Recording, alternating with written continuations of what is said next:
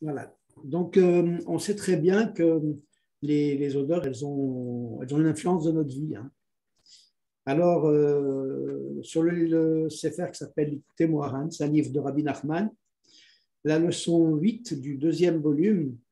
Alors, il explique, voilà, je vais lire et traduire dans un premier temps, et après, on peut échanger, discuter, voir ce qu'on en pense. Donc, il dit que la tochecha, la réprimande est quelque chose de très, très, très bien, quelque chose de très bon, mais il faut savoir la faire. Il dit il y a un très grand danger à faire des réprimandes à quelqu'un, à faire des remontrances à quelqu'un, parce que si on sait pas le faire, si on est maladroit, alors on risque d'arriver au but, excusez-moi, au but inverse de celui qu'on recherchait, c'est-à-dire l'amendement de la personne. Non seulement il ne va pas s'amender, mais il va se rebeller, se révolter, et on va arriver dans une situation. Bonsoir Sylvie. Oh. On va arriver dans une situation qui est à l'opposé de celle qu'on aurait souhaité. C'est-à-dire que maintenant, on va aller trouver la personne, et on va lui dire, écoute, tu ne te conduis pas bien, ce que tu as fait, c'est moche, etc. Alors, si c'est entendu parce que la personne qui fait la remontrance est tellement vertueuse, on ne peut rien lui reprocher, et elle le fait avec un certain doigté, alors la personne va écouter. Mais si elle n'écoute pas, non seulement elle ne va pas accepter ce qu'on est en train de lui dire, mais elle va se rebeller en disant mais c'est pas du tout vrai, c'est toi qui es comme ça, etc., etc. On va arriver à un conflit. Alors maintenant, Rabbi Nachman, il explique, il donne un machal, il donne une illustration à cette idée-là. Il dit qu'un être humain, il ressemble à un sac dans lequel sont entreposées certaines choses. Alors maintenant, on sait que personne n'est blanc. On a tous des petites choses ou des fois des grandes choses à se reprocher, mais le temps qui passe fait en sorte qu'on les accepte. Et lorsque maintenant quelqu'un va faire une remontrance à une autre personne, alors il va réveiller tous ces démons cachés, tous ces problèmes cachés, et il va les réveiller et il va faire en sorte, à l'image d'un sac poubelle qui est rempli d'immondices, et lorsqu'on le laisse poser ce sac, alors au début, bien sûr, il y a une certaine odeur, mais lorsqu'il est posé depuis un certain temps, on ne va plus rien sentir, on va s'habituer. Mais dès qu'on va prendre le sac, on va le bouger, on va le remuer, toutes les mauvaises odeurs, elles vont se réveiller, elles vont se lever et venir jusqu'à nos narines. Alors, il dit que c'est exactement le même principe pour la remontrance. Quelqu'un qui a fait une remontrance mal appropriée ou qu'on n'est pas spécialement apte à le faire, alors on va réveiller le côté négatif de la personne, on va le réveiller et on va susciter au contraire une réaction négative de la personne au lieu de parvenir à amender la personne et lui faire teshuva. Alors là, on va arriver au sujet qui nous intéresse, que Rabbi Nachman développe et d'une manière incroyablement moderne sur le pouvoir et l'influence des odeurs. Alors, on sait très bien dans le jargon populaire que très souvent on utilise des expressions qui sont une référence au nez, à l'odeur. Par exemple, ah ben celui-là, je ne peux pas me le sentir. Ou alors, on voit quelqu'un qui a réussi dans la sphère, dans les grandes sphères. Vous sentez l'oignon, là? Comment? Vous sentez l'oignon? Je ne sens pas l'oignon. Ah, parce que moi, je sens. On le sent un peu. Wow, c'était juste une blagounette. Hein. Non, mais oui, on accepte. Et on dit par exemple, celui-là, il est en odeur de sainteté, c'est-à-dire que c'est quelqu'un il a été accepté dans le milieu dans lequel il évolue. Et on trouve plein d'expressions comme ça. Qu'est-ce qu'il y a? Ben, celui-là, je l'ai dans le nez. Voilà, on a des tas d'expressions qui font référence à l'odeur ou au pouvoir des odeurs. Alors la question est de savoir, mais lorsque par exemple je me dis, celui-là je ne peux pas me le sentir. Alors on ne parle pas de son odeur, bien entendu. On parle de quelque chose d'autre. Mais pourquoi faire référence au pouvoir olfactif, au pouvoir de l'odeur, au point de dire, celui-là je ne peux pas le sentir. Ça veut dire, vous savez que quand il y a une odeur nauséabonde, on ne va pas s'approcher. Il y a quelque chose qui nous déplaît, ça va nous éloigner. Donc, dans l'idée, c'est exactement ça. C'est-à-dire, celui-là, je dois m'éloigner de lui parce que je ne l'aime pas. D'accord? Mais pourquoi utiliser cette odeur? Je ne peux pas me le sentir. D'accord? Alors, Rabbi Nachman essaye de développer, il développe une idée. Il dit comme ça, alors regardez bien.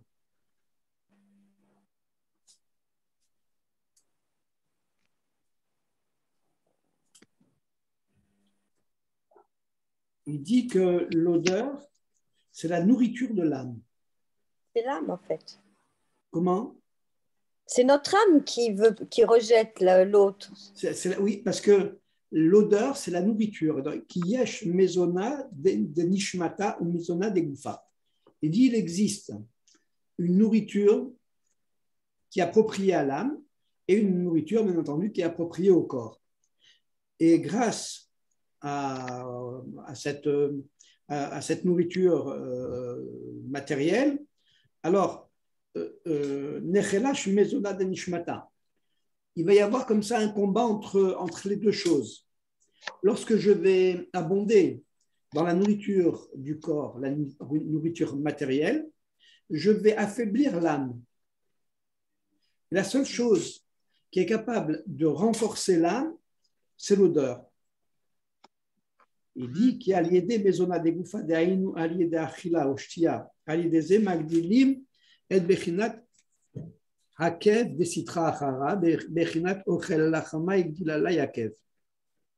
Donc il dit que la nourriture, elle doit être consommée de manière équilibrée, en tenant compte bien sûr de la personne spirituelle que je suis. Vous savez, toutes les lois de la cacheroute, elles ont été édifiées justement pour faire l'équilibre, pour permettre un équilibre entre les composantes, les différentes composantes de l'être humain, qui sont le corps matériel, le corps éthérique, le corps astral, le corps spirituel, tous ces corps-là qui s'imbriquent les uns dans les autres, en réalité,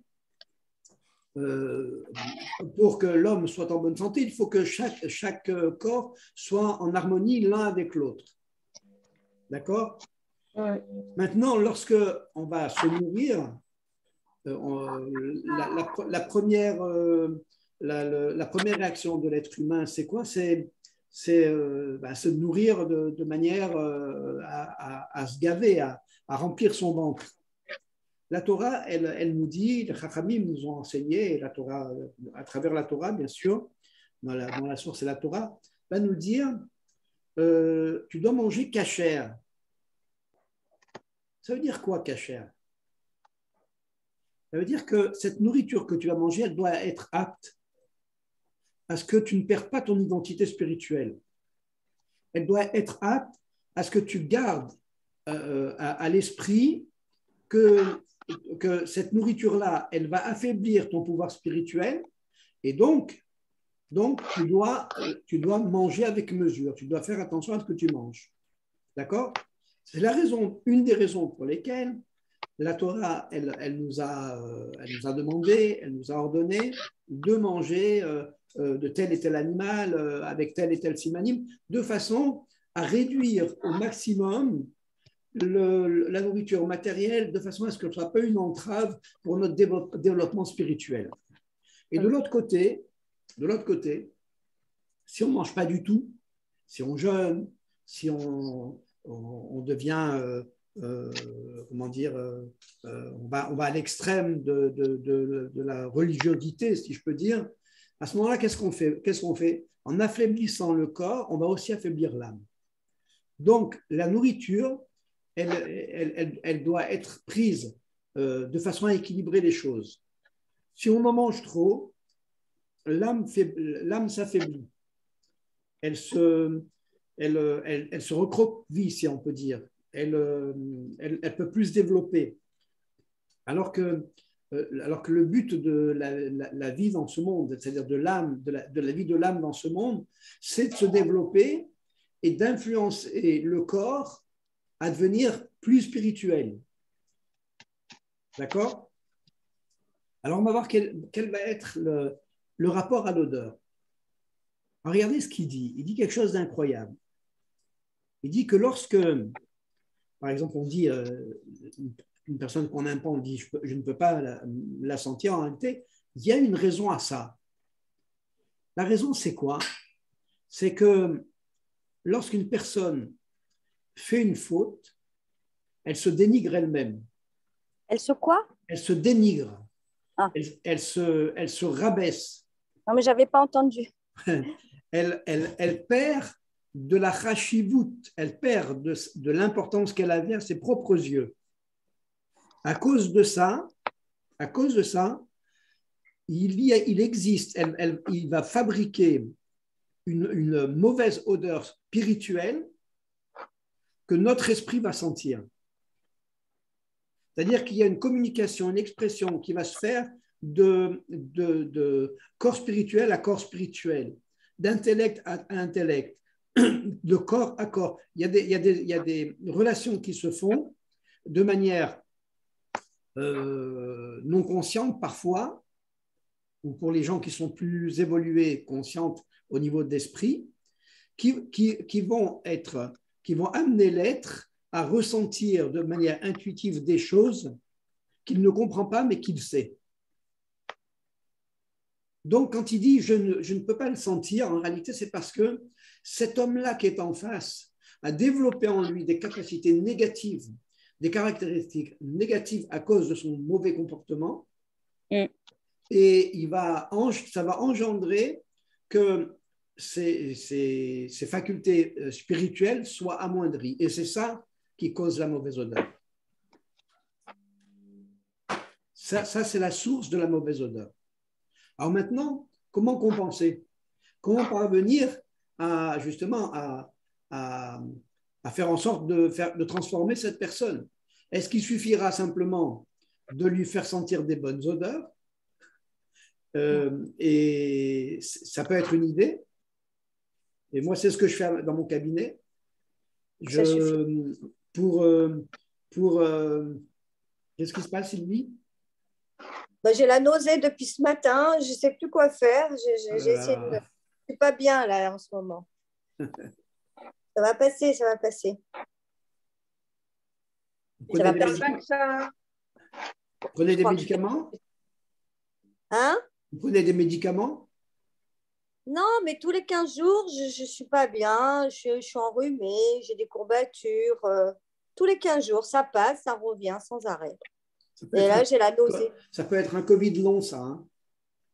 Ah, moi, je l'ai eu, le Covid. Oui, mais ça peut être un Covid long. Hein? C'est fini, je ne l'ai plus. Oui, mais ce qu'on appelle Covid long, ça veut dire qu'il perdure au moins pendant 1 an. Ah bah, je l'ai eu au début, moi. Ça fait plus d'1 an. Ça fait 1 an et demi. Il faudrait faire un bilan sanguin. Il faudrait aller chez un J'ai tout fait, j'ai tout fait. J'ai fait une batterie d'examens, Daniel. Vous ne pouvez pas imaginer. Non, tout va bien dans le sang, ça va. Mais ce n'est pas forcément lié au corps. Non, mais c'est par rapport à ce qui m'arrive, je pense aussi. Oui, bon, on en reparlera si Dieu veut. Donc, est-ce qu'il suffit de faire sentir à la personne des bonnes odeurs pour l'amener à se transformer? Ou bien est-ce qu'on peut comprendre que la bonne odeur qu'on va lui faire respirer va jouer sur son esprit, c'est-à-dire va faire en sorte de transformer cette mauvaise odeur qu'il a développée par ses mauvais traits de caractère et ses mauvaises actions, et va l'amener à prendre conscience de ce qu'il est, de ce qu'il a fait, et l'amener à un examen de conscience et une prise de conscience pour pouvoir à nouveau se transformer, changer, évoluer. Alors, et tout le cours, en fait, il tourne autour de ça.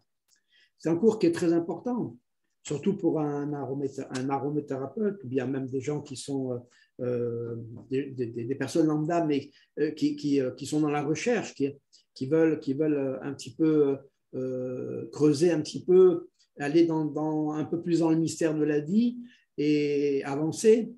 Il y a très très peu de gens qui sont dans cette situation-là. La plupart d'entre nous, malheureusement, s'enracinent dans la matérialité et cette matérialité fait en sorte de les priver de leur véritable dimension. C'est très triste.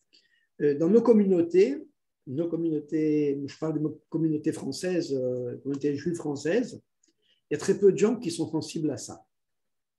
Très peu de personnes qui vont faire cette démarche d'aller vers cette connaissance, parce qu'ils n'ont pas ce désir de recherche. Ils ont perdu ce pouvoir de curiosité, ce pouvoir de penser qu'ils peuvent encore évoluer par rapport à là où ils se trouvent. Et c'est un vrai dommage. C'est un vrai dommage parce qu'ils passent à côté du vrai bonheur. Ils passent à côté de la liberté, ils passent à côté de la vraie joie, des sentiments justes, des sentiments forts, des émotions fortes. Et c'est dommage.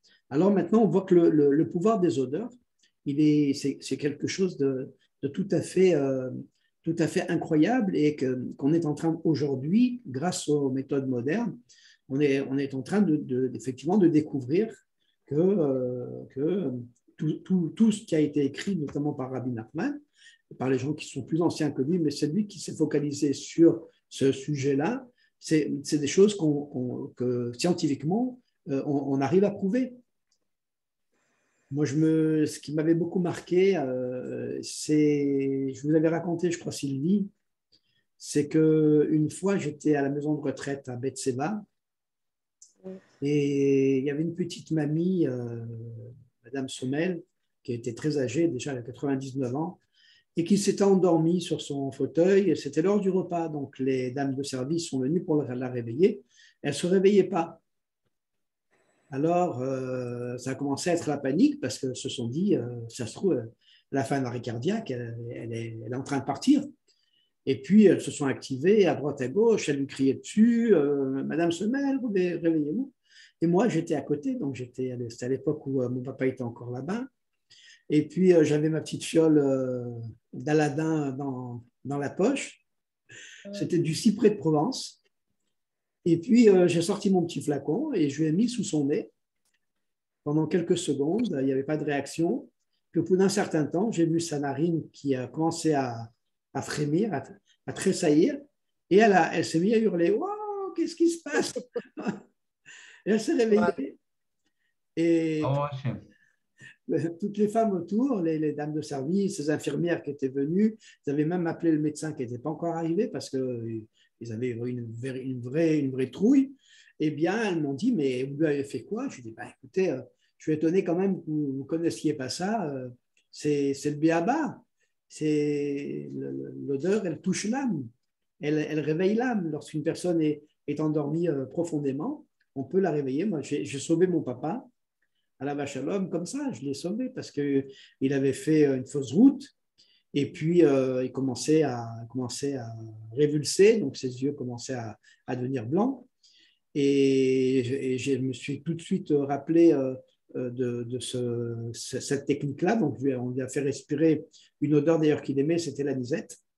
Et immédiatement, il a eu il a octé plusieurs fois. Et il a tout revomi et il a vécu 3 ans après, 4 ans même. Et parce qu'il était déjà très âgé. Et mon frère, c'est pareil. Mon frère s'est fait opérer du cœur, Élie. Et puis, j'ai eu l'idée d'aller à son réveil. Je me suis dit, ça se trouve, il n'y aura peut-être personne, ça va m'aura peut-être pas le temps d'y aller.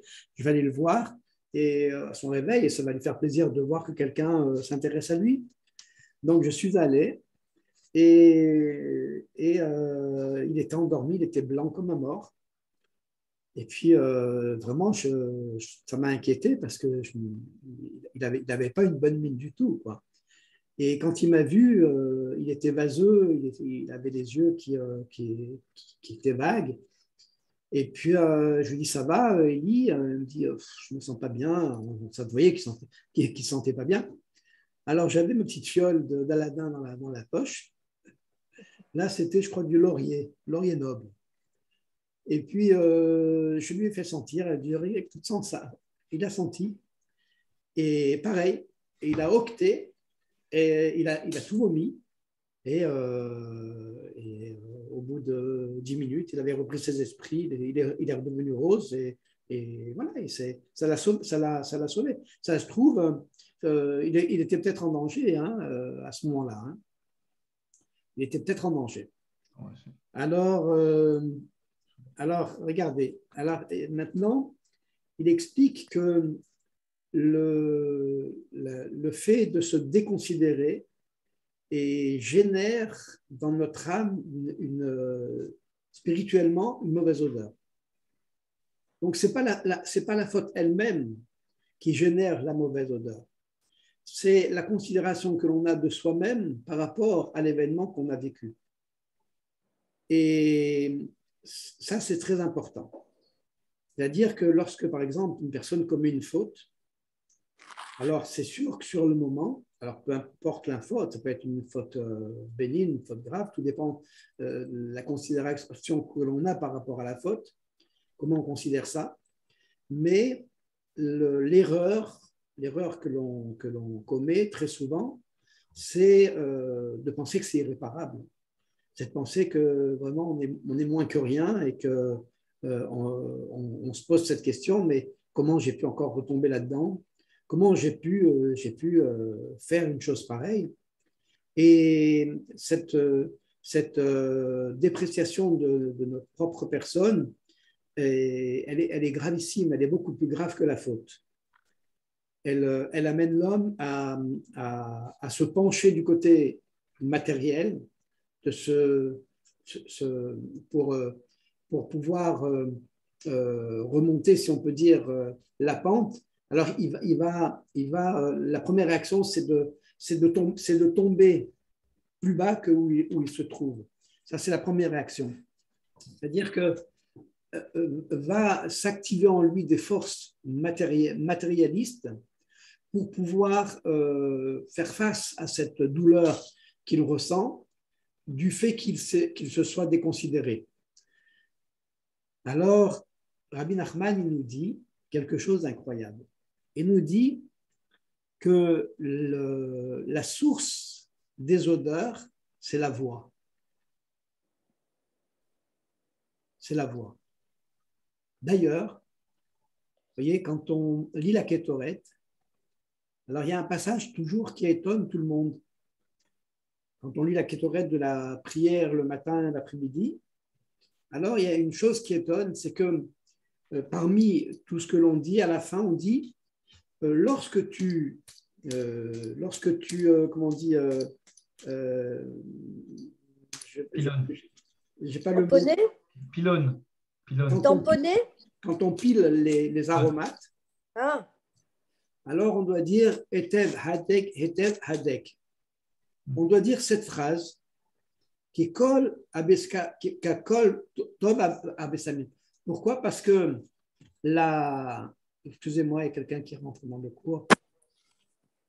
Parce qu'en réalité, écoutez bien, ce qu'il dit là-bas, il dit la voix est bénéfique pour la senteur, pour la kétorette, pour les aromates. C'est quand même étonnant. D'ailleurs, je sais que certains fabricants, enfin certains distillateurs, mettent à côté de la distillerie, ils mettent des musiques chantées. Des fois, c'est des mantras, des fois, c'est des choses comme ça. Mais j'ai entendu aussi de la part de quelqu'un que je connais bien aussi, qui fait de la distillation, mais qui est juif. Et lui, il met des paroles de Torah. En même temps que la plante distillée, alors il fait passer en boucle des paroles de Torah. Donc, regardez ce qu'il dit, Vatikun lazeu aliede bechinat kol, ki bechinat kol hu mashke tagan. Il dit que je veux bien ses coordonnées à cette personne après. Comment? Je veux bien ses coordonnées à cette personne après. Il veut pas. Il veut pas. Mais c'était son grand secret en fait. Parce que une fois, j'avais posé la question et il dit, mais il y a des huiles qui sont plus efficaces que d'autres. Il m'a dit, ça dépend de la distillation. Il y a un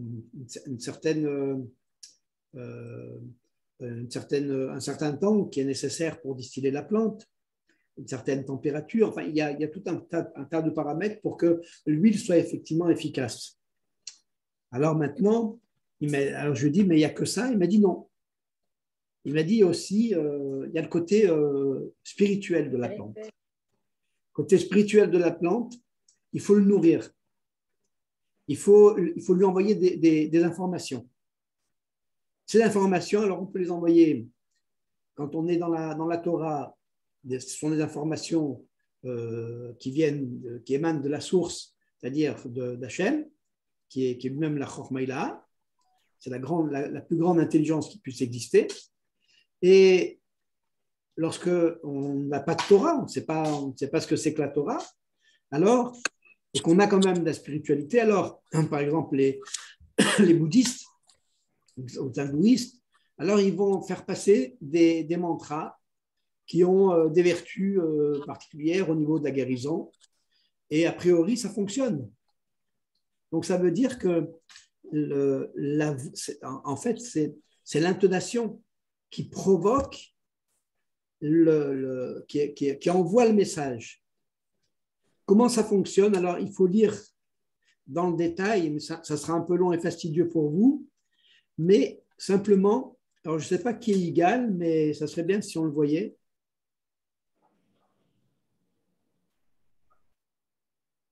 Je ne connais pas de Igal, pas grave. Ceux que j'attendais ne sont pas là, mais et ceux que je ne connais pas sont là. Alors, c'est amusant. Alors,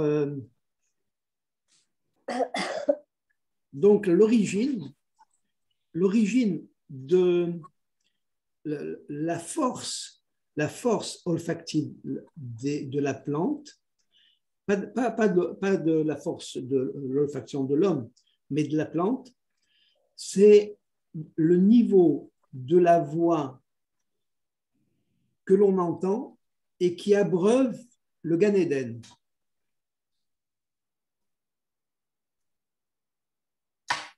Et qui abreuve le Gan Eden.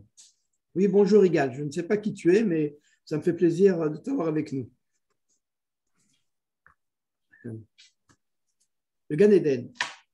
Il dit pourquoi? Pourquoi le Gan? Parce que c'est là-bas que grandissent les odeurs. Bon, il ramène des références de Torah, notamment dans Bereshit, comme il dit, il y avait un fleuve qui sortait du Gan Eden afin d'abreuver le Gan. C'est-à-dire, c'est quoi le Gan? C'est l'endroit où poussent les fleurs. Les fleurs, c'est quoi? C'est la quintessence des fleurs, c'est leur odeur.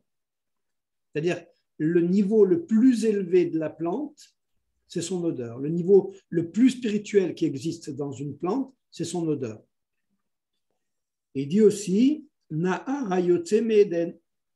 Donc ce fleuve-là, il sortait du Gan Eden. Donc la source spirituelle, elle est très, très, très élevée.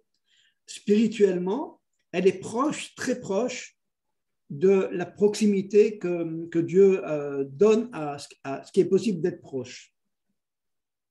D'accord? Parce qu'il y a des entités de Dieu, c'est-à-dire une présence divine qui ne peut pas être en contact avec une création quelconque. Pourquoi? Parce qu'elle absorberait complètement. En fait, c'est comme si quelqu'un a ressenti de l'amour pour quelqu'un, alors il doit forcément comprendre cette idée. L'amour que l'on ressent pour une personne, d'abord, elle nourrit complètement cette personne. Elle la nourrit entièrement. C'est-à-dire qu'à la limite, même manger, boire, dormir, ça devient quelque chose de tout à fait accessoire. Et à la limite, parfois même, on pourrait même l'oublier et ça ne porterait pas préjudice. Donc, on voit que cet amour-là, lorsqu'il se manifeste, alors il a une portée infinie et il a une capacité infinie. Mais le problème c'est que la personne aimée, la personne désirée, elle se trouve complètement sous l'emprise de cet amour et elle perd sa liberté. Donc, alors Hachem, tel qu'il est dans son entité la plus profonde, la plus élevée, c'est cet amour-là, cet amour qui est tellement grand qui prive de liberté chaque création qui a été créée. Donc, il est obligé de se soustraire à ça de façon à laisser une place libre pour que la personne ne soit pas étouffée par cet amour. Vous avez compris? Donc, le Gan Eden, c'est la proximité divine telle qu'elle peut être perceptible par une personne sans en être victime, sans en être privée de liberté. Ça, c'est l'origine des odeurs. Comprenez? Le niveau spirituel de l'odeur, c'est quelque chose qui est inimaginable. Donc, ça veut dire que son pouvoir, il est aussi inimaginable. Puisque la source elle-même, elle se trouve être dans un endroit très, très, très, très puissant et très proche de Dieu, ça veut dire qu'elle acquiert aussi les caractéristiques de l'endroit où elle se trouve. Comprenez? Comme la plante matérielle. Oui, Sylvie, je vous écoute. Moi, j'ai une question que j'ai posée peut-être à vous aussi, mais à plein de gens. Enfin, j'ai été à Ouman plusieurs fois. Et dans la synagogue du Baal Shem Tov, il y a cette petite pièce, je ne sais pas si vous avez été déjà là-bas, oui, je suis allé. Où Rabbi Nachman se mettait seul et priait. Et dans cette pièce, il y a une odeur très particulière. Et Rabbi Nachman expliquait que c'était l'odeur du Gan Eden. Ouais. Et une fois, je me rappelle, il y avait eu un cours chez Pascal, hein, c'était bien avant que vous partiez, et vous nous faisiez sentir des huiles. C'était il y a au moins 2 ans. Hein. Et il y en a une, je ne sais plus le nom, que j'ai sentie, et c'était la même odeur que cette petite pièce là-bas où priait Rabbi Nachman. Et je ne me rappelle pas le nom. Mais comment il pouvait savoir que le Gan Eden, ça sentait comme ça? Ça veut dire qu'il y a été? Oui, bien sûr.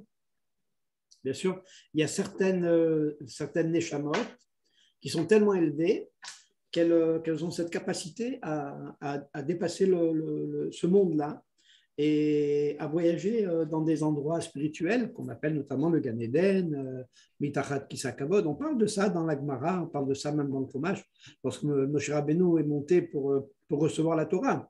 Il n'est pas monté avec une échelle, il n'est pas monté sur une montagne, il est monté spirituellement. C'est-à-dire que c'était un niveau de névoie, un niveau de prophétie qui s'apparente au niveau d'élévation d'une montagne. Mais il n'est pas monté sur une montagne, bien sûr. Il s'est élevé spirituellement comme un prophète. Et d'ailleurs, ça fait partie des 13 piliers de notre foi du judaïsme, de croire à cette prophétie, parce que c'est pas rationnel. la prophétie, ce n'est pas quelque chose qu'on peut rationaliser, qu'on peut expliquer. Et malgré tout, c'est quelque chose qui existe, puisqu'elle a fait ses preuves à travers l'histoire, comme on voit dans l'histoire du Tanakh. Les prophètes ont prophétisé des choses qui sont effectivement qui sont arrivées avec justesse. C'était pas au petit bonheur la chance, il va y arriver ça, etc. Non, il va se passer ça exactement. Et par exemple, et vous allez revenir dans 70 ans exactement. Et c'est exactement ce qui s'est passé. Donc, la névoie, c'est quelque chose complètement abstrait, mais qui est indéniablement vrai, qui est une réalité. Moi, j'ai vraie. vu des choses là-bas. Vous me connaissez, Daniel, qui je Oui, suis, mais à chaque fois que je suis rentrée dans cette petite pièce-là, je suis partie en voyage. J'ai vu des trucs qui sont arrivés.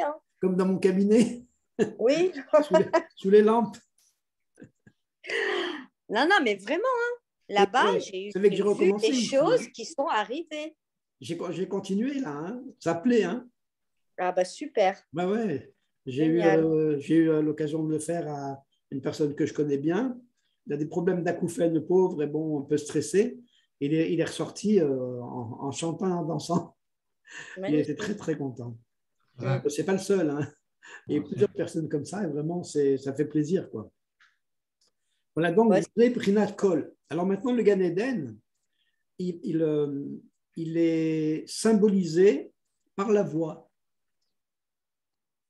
Par la voix, d'ailleurs, c'est aussi, à Kol Kol Yaakov, c'est aussi la force de prophétie, la voix. La voix ou la parole? La parole. Le son de la voix ou les Oui, paroles qui sortent? Kol, c'est un son. Ou l'air, l'oxygène? C'est un tout. Mm. D'accord? On voit que dans le son, il y a, lorsqu'il est articulé, eh ben, il y a aussi une intelligence, il y a de la chaleur, il y a de l'humidité, il y a en réalité toutes les composantes de ce qui existe dans ce monde. C'est ça la force de la voix, la force de la parole. D'accord? C'est la raison pour laquelle, par exemple, chez les bouddhistes, quand ils mettent leur mantra en boucle, ils parviennent à un état hypnotique qui les fait rentrer dans un certain niveau. Alors, c'est un niveau de Touma parce qu'ils n'ont pas les règles de pureté que nous, on a. Mais c'est un niveau spirituel. Et ça leur permet de parvenir à des résultats concrets. Je vais vous donner un exemple. Moi, j'étais soigné pendant un certain temps par un acupuncteur qui était un moine taoïste. C'était un excellent acupuncteur. Bon, il avait aussi quelques tares aussi, mais bon, ils sont ça de côté. Et il parlait beaucoup, donc à la fin, ça m'a saoulé. J'allais plus chez lui. Parce qu'il s'asseyait et il parlait pendant 1 heure, pendant qu'il plantait les aiguilles. Moi, j'avais besoin de calme, de silence, de tranquillité. Et il parlait sans arrêt. Mais une fois, un matin, je suis allé à ma séance et lorsqu'il a ouvert la porte, j'étais scotché. Il avait une auréole de lumière derrière lui. Et le taoïsme, c'est vraiment de la Touma complète. Et pourtant, dans les thérapies, on s'inspire, comme la vôtre, la mienne, on s'inspire beaucoup de ces religions-là. C'est vrai, c'est une inspiration seulement. Ouais, on s'inspire. À aucun moment, on va utiliser leurs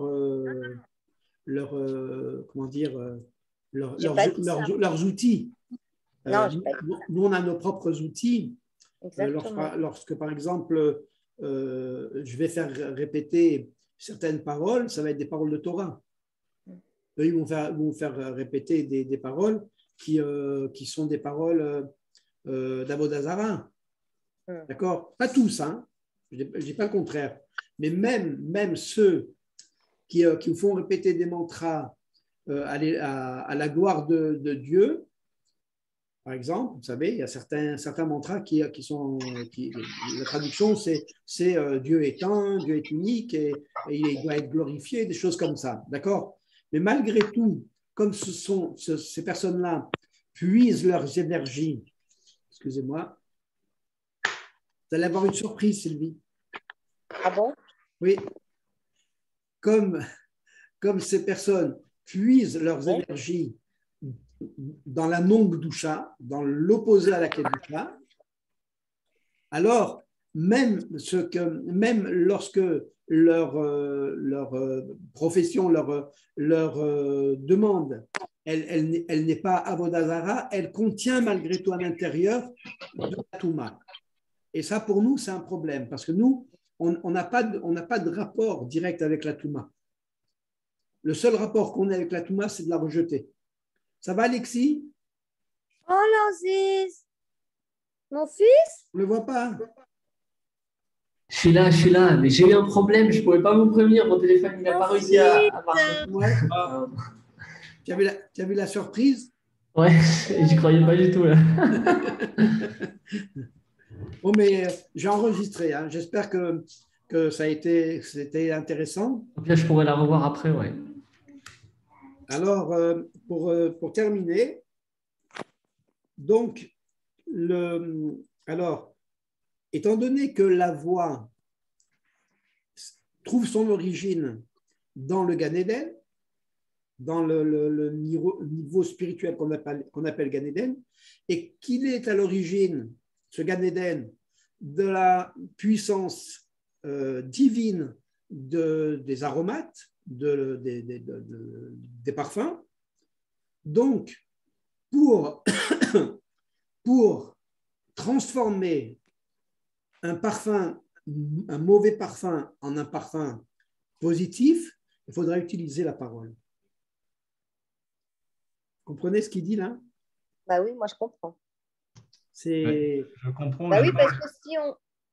Je vois beaucoup, moi, quand je reçois des gens, aussi bien en cabinet ou quand je le fais à un peu distance. plus fort, David, je n'entends pas, on ne t'entend pas. Oui, alors je disais, je le vois, moi, quand je reçois des personnes aussi bien en cabinet ou même des fois à distance, rien que le fait de discuter, de prendre le temps d'être là, le temps de fait même la voix, la façon juste de parler, d'écouter, déjà, on voit la personne qui déjà a le sourire et va un peu mieux. Après, bien sûr, il y a le travail de l'huile essentielle qui est là, qui va aller chercher, amener le reste, va aider la personne c'est une béquille, l'huile essentielle, parce qu'elle va justement aider la personne à faire ce travail de se ressentir bien. Mais c'est vrai que des fois, juste la parole, ça aide. Alors, c'est pour ça, moi, tous les élèves que je forme, je fais surtout arrêter de me poser des questions. Est-ce qu'on doit faire un questionnaire? Les questionnaires, vous les prenez, vous les jetez. Vous avez quelqu'un en face de vous. C'est pas, on en a marre des cases. On veut quelqu'un. Donc, soyez avec la personne en face. Et pour moi, il y a deux triangles qui sont intéressants. Il y a un premier triangle qui est, on va dire, la personne, le praticien et l'huile essentielle. Donc là, c'est le premier, quand on fait l'aromathérapie, quand on utilise les huiles essentielles, c'est le premier triangle. Il y a un deuxième triangle quand on veut soigner quelqu'un. On va s'occuper du côté physique pur et dur, parce que la personne elle a comme une douleur, elle a comme quelque chose qui ne va pas, on va soigner le physique. Le côté psycholfactif, c'est-à-dire c'est entre les deux. Et après, le côté vraiment subtil où on va aller. Et moi, ces deux triangles qui se superposent l'un à l'autre, ça me fait penser à quelque chose. Ça me fait penser au Magan David, mais bon, ça c'est encore autre chose. Mais voilà, c'est deux choses qui sont vraiment. Et puis, c'est ces deux triangles, justement, qui font le. Il y en a un qui va vers le haut, un qui va vers le bas. Et dans la vie, il faut justement avoir cette dimension matérielle et cette dimension spirituelle. Et ça, c'est quelque chose que j'ai toujours en tête. Parce qu'on est là, à Kadosh Baruch Hu, il a voulu qu'on soit matériel, qu'on soit là, qu'on soit représenté, mais il ne faut pas non plus être que dans le matériel. Justement, il faut avoir ce côté vers le spirituel. Et comme vous disiez, on ne peut pas non plus aller que vers le spirituel non plus, sinon. Voilà. Donc, il faut qu'on ait ce côté-là. Et c'est vrai que des fois, rien que de parler, déjà, ça fait du bien. Parler à bon escient, mais parler pas pour rien dire, pour soutenir la personne. C'est vrai que ça aide pas mal. Et avec en plus les huiles essentielles. Et c'est vrai que c'est pas pour rien qu'on fait la Havdalah avec les odeurs Etsep et Samim, parce que. Je vais rajouter quelque chose par rapport à ça, oui. par rapport à ce que vous dites, David, par rapport à la Havdalah. Alors, très souvent, on utilise, bon, il y a d'autres personnes qui utilisent autre chose, mais en majorité dans la communauté, on utilise le clou de girofle. Le clou de girofle, en réalité, ce clou de girofle, l'huile essentielle de clou de girofle, c'est une des odeurs qui repousse la mort. Ah ouais. Vous savez que la mort a une odeur. Les mourants ont une odeur. C'est que parfois, lorsque on s'approche d'une personne en fin de vie, si on est assez professionnel, on peut déterminer combien de temps il va rester. On peut savoir à peu près, uniquement par le fait de le sentir, hein, on peut savoir exactement si elle va passer la nuit, ça va être un petit peu plus long, un peu plus court, on peut savoir. Alors, il faut savoir que, comme le dit David, cette odeur du clou de girofle et qui est liée à Motzei Shabbat, à la fin de Shabbat, c'est-à-dire qu'on ravive l'âme, c'est-à-dire qu'en réalité, quand on sort du Shabbat, on est atteint un petit peu par cette infirmité de la mort. Et le fait de sentir ce clou de girofle, ou l'huile, encore mieux, ce serait sentir de l'huile de clou de girofle, ça nous ramène à la vie. Ça nous réveille, et ça veut dire quoi, nous ramener à la vie? Ça veut dire nous ramener à la joie. Comprendre que le Shabbat qui est fini, on est triste de la fin de ce Shabbat, c'est quelque chose qui nous amène vers la mort. La tristesse, en réalité, c'est le chemin, le dérapage qui amène l'homme vers l'endroit le plus bas qui existe. L'endroit le plus bas qui existe, c'est sous la terre. Et les Chachamim nous ont conseillé, vous savez, vous êtes en danger. Motzei Shabbat, vous êtes en danger. Dès qu'une tristesse s'installe, on peut jamais savoir quelles vont être les conséquences. Vous savez que l'origine de toutes les maladies, c'est la tristesse. Le Rabbi Nachman le dit dans plusieurs endroits. Et pour pallier à ça, alors sentir une bonne odeur, notamment le clou de girofle, on va repousser ce processus négatif. Voilà, je vous ai interrompu, je suis désolé. Non, mais c'est... Je voulais simplement rajouter ça. J'en ai parlé avec Magali Pénoël il y a peu de temps. Elle s'intéresse beaucoup à ça en ce moment. D'accord. Ouais, c'est vrai que le girofle, alors, en aromathérapie classique, en aromacologie classique, le clou de girofle, c'est justement, c'est quand la personne elle est face à, pas une tristesse, mais elle est abaissée, elle a un doute, elle a un fort doute. Ça veut dire qu'elle ne sait pas. Pourtant, moi, l'image que je prends, c'est quelqu'un qui va sauter en parachute. On a pris le meilleur player de parachute, les parachutes de meilleure qualité, les meilleurs instructeurs en parachute, le meilleur avion, les temps idéal, tout est idéal, tout est au vert. Le signal boom, il est au vert pour que la personne elle se jette. Mais même si tout va bien, même si tout va bien, elle a toujours quelque chose qui le retient et qui va l'empêcher d'avancer. Et le girofle, c'est justement ce qui va lui permettre de faire ce petit saut, de pouvoir se lancer, de voir qu'au final, tout va bien. Et c'est vrai que moi aussi, c'est ce que je ressens quand je sens l'huile essentielle de clou de girofle. Quand des fois, je sens autre chose, ça dépend, mais j'aime bien sentir la rose de Damas aussi. Mais elle n'est pas donnée, hein. Elle n'est pas donnée, c'est pour ça que je la sors très rarement. Je la sors de temps en temps pour la Havdalah. Et le clou de girofle, c'est ce qui va nous permettre de ne pas avoir, de passer par-dessus cet obstacle. Quand on sent qu'il y a quelque chose qui nous retient, qui nous empêche de nous lancer, c'est ça. Et ben là, on sent le clou de girofle et puis on peut se relancer dans la semaine qui commence. Ça y est, on sort de cette bulle qui est Shabbat, qui est reposante. Moi, je kiffe Shabbat, vite. Bon, une fois le stress des préparations passé, parce que c'est moi qui prépare le Shabbat. Mais le Shabbat est dangereux, hein, parce qu'il immobilise la personne. Oui. Le Shabbat, on est immobilisé. Et l'immobilité, c'est un danger.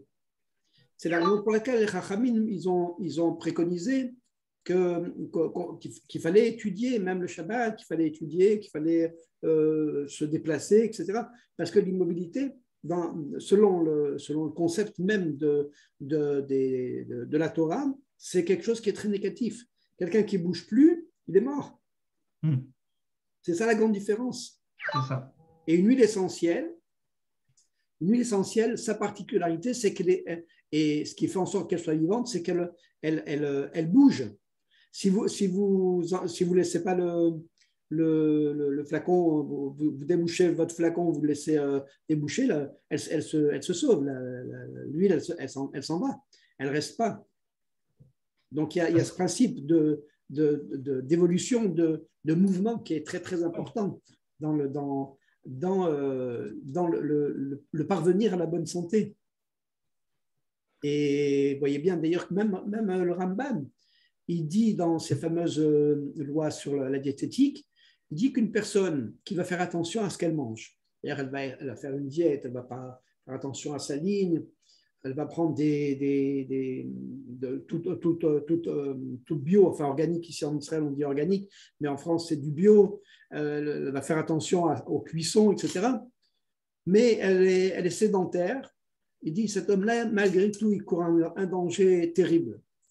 Et à l'inverse, une personne qui n'est pas sédentaire, qui pratique une activité journalière et qui mange un peu n'importe quoi, il risque rien.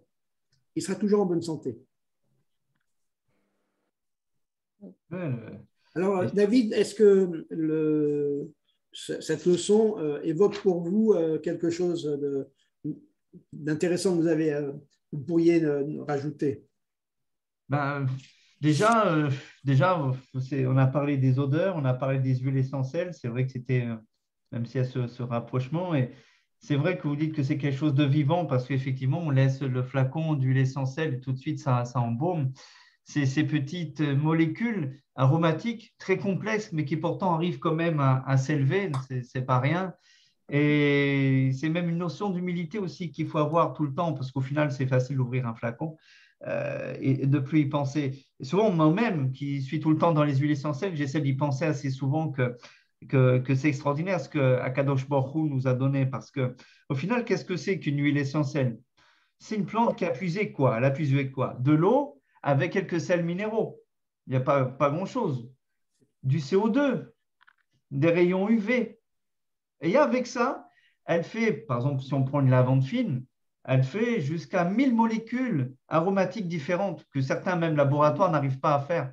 C'est la folie. C'est de la folie. Et c'est vrai que quand on sent ça, on peut se dire que quand on a ça dans la tête, quand on le ressent, on peut se dire que non, il y a vraiment quelque chose derrière. Et avoir cette humilité quand on ouvre le flacon, ben déjà, ça aide parce qu'on va être plus réceptif.